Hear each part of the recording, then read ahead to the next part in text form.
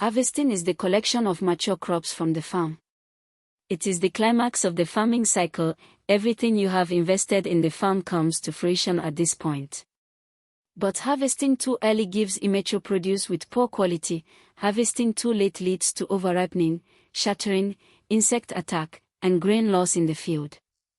Getting the timing right is one of the most critical decisions a farmer makes. Every crop sends signals when it is mature and ready to harvest. For maize, the husk turns dry and brown, and the silk at the tip turns black. The grain is rock hard when pressed. Cowpea pods turn yellow-brown and rattle when shaken, a sign the seeds inside have dried. Yam is ready when the leaves and vines wither and die back, indicating the tuber has completed its growth. Rice grains turn golden yellow and the panicles bow downward under their weight.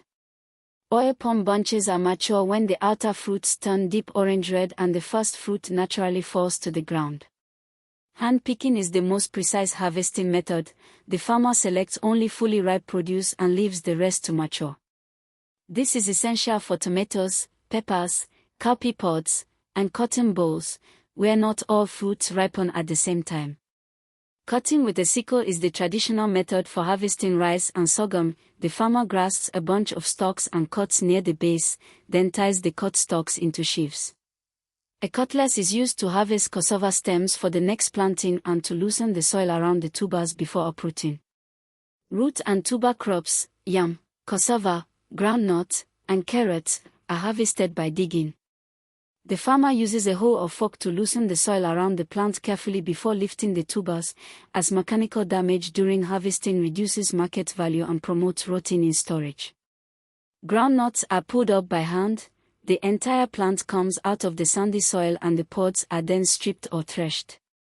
For large-scale wheat, maize, and rice farms, a combined harvester cuts, threshes, and cleans grain in a single operation, covering 5 hectares per hour compared to 40% days for the same area by hand. After cutting, most cereal crops must be threshed. The grain is separated from the stalks, husks, and panicles.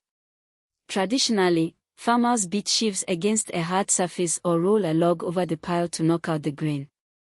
Mechanical threshers shake the sheaves vigorously and are much faster and more efficient, reducing grain damage. Winnowing then uses airflow, either natural wind or a fan, to separate the lighter chaff and debris from the heavier, valuable grain.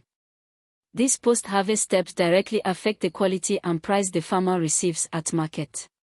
Harvesting at exactly the right time prevents enormous losses. If you harvest late, birds feast on your exposed grain. Post-harvest fungi and aflatoxin-producing molds invade damp overripe cobs, and physical shattering scatters grains onto the ground. Research by IIT estimates that late harvesting alone accounts for 10 to 30% yield losses for maize and cowpea across Nigeria.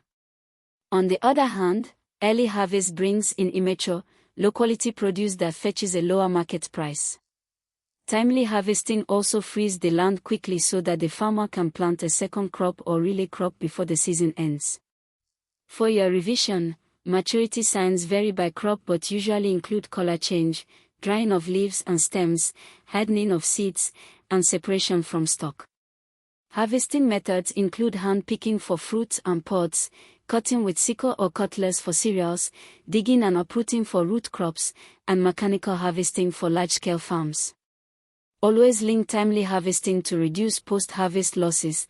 This earns excellent marks in your agricultural science examination. Excellent work. You have mastered harvesting, recognizing crop maturity, choosing the right method, and timing your harvest for maximum yield.